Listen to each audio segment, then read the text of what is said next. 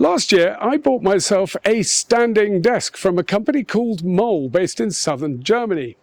Well, this year, they've invited me back to Gruibingen to find out the latest developments in high-tech office furniture and to get a bit of a sneak peek behind the scenes to see how these things are made. Welcome to Gruibingen. Hello. How are you? This is Moll's T8 desk, which is an upgraded version of the flagship T7, which I bought last year. I'm actually quite relieved to find that the upgrade is quite subtle, because I really don't want to be changing my desk as often as my bloody iPhone. The difference is that they've changed the surface material to something called soft touch, and I only wish I could show you just how soft and warm this feels to the touch. It's been about 16 years since I last felt a baby's bottom, but I think that's probably the closest comparison, except that this surface won't eventually crinkle and sag. But it does have one problem. I think if I owned one of these desks, I'd never get any work done. I just spend all day sitting around stroking my desk. Does that make me sound a little bit weird? Well, I think if you felt this stuff, I think you'd begin to understand. Now, the T8 is a lovely piece of design, and there's some very clever engineering behind the signature sandwich look and the shadow line detail, not to mention the huge drawer. But that costs money. Quite a lot of money, in fact.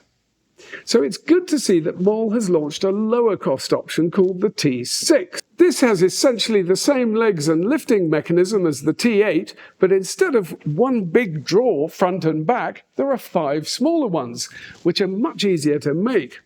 And this one dispenses with the shadow line detail, which is also very expensive to make.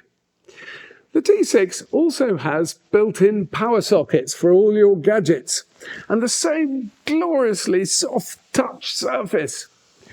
And it also has a couple more colour options. Then there's the T2. This desk raises and lowers using a system a bit like a counterweight. So you can adjust the height with just one hand, and you don't need to plug it into the wall. It also has a tiltable work surface, which has that addictive soft touch surface.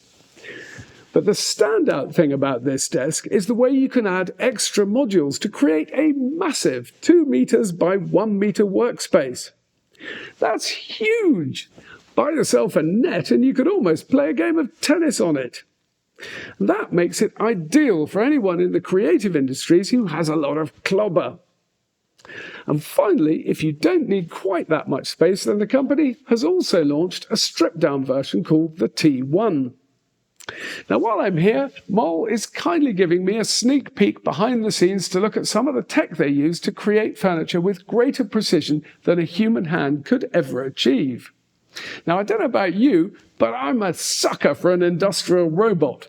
So let's go and take a look.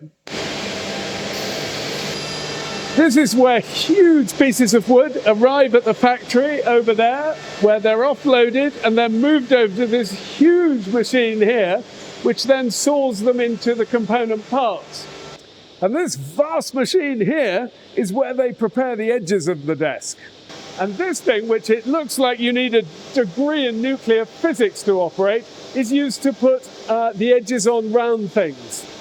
And this machine here is where they cut the round corners of the table and put the finishing touches to the edges. Of course, not everything can be done by machine. The flagship T8 desk, for example, still needs a skilled technician for the final assembly.